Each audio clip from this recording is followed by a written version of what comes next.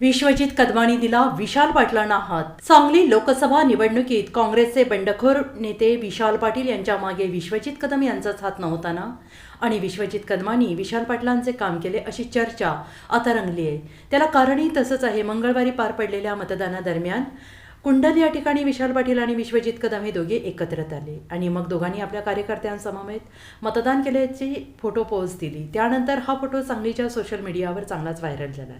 त्यामुळे विश्वजित कदमांनी लोकसभा निवडणुकीत विशाल पाटील यांच्या मागे आपली ताकद लावली होती आणि महाविकास आघाडीचे उमेदवार चंद्रहार पाटलांना कात्रजचा घाट दाखवला अशी चर्चा सांगलीच्या राजकीय वर्तुळात रंगलेली आहे। Bureau report SBN Marathi, Sangli.